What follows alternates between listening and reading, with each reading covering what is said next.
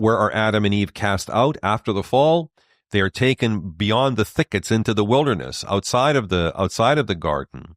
And so salvation begins by going to that place outside of the garden to meet us there.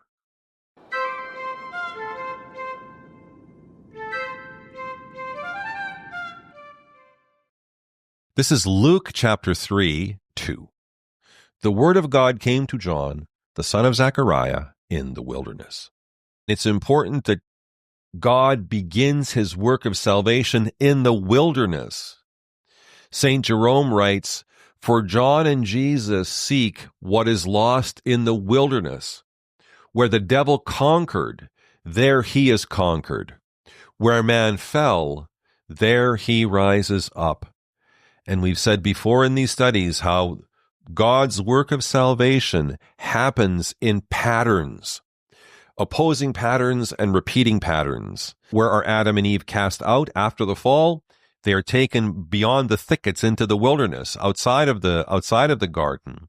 And so salvation begins by going to that place outside of the garden to meet us there and to offer us a way back into the garden temple of God, into the kingdom.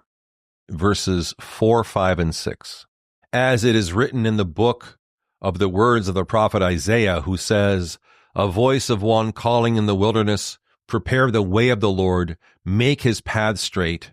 Every hollow will be filled, and every mountain and hill will be humbled, and the crooked places will be turned into a straight way, and the rough ways into smooth ways, and all mankind will see the salvation of God." A voice of one calling in the wilderness. That's Isaiah 40, verses 3 to 5, prepare the way of the Lord. This verse in Isaiah can be translated another way as well.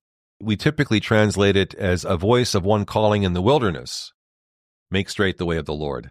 But the other way you can translate it is a voice of one crying out, in the wilderness, make straight the way of the Lord. And that's important because we need to go into the wilderness in our own hearts and make straight that for the coming of the Lord.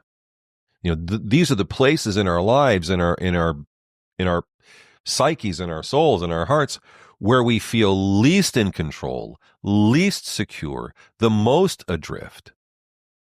These are the places that we need to prepare for the coming of the Lord, because he seeks to be there to offer us healing in these places. He goes into the wilderness to offer us salvation.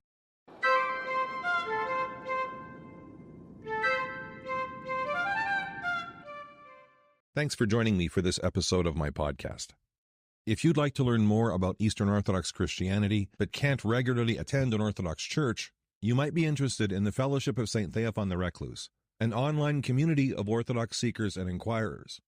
For more information, send me a message. If you're watching this on YouTube, don't forget to like and subscribe, or if it's on social, to like and follow. Until next time, take care, and God bless.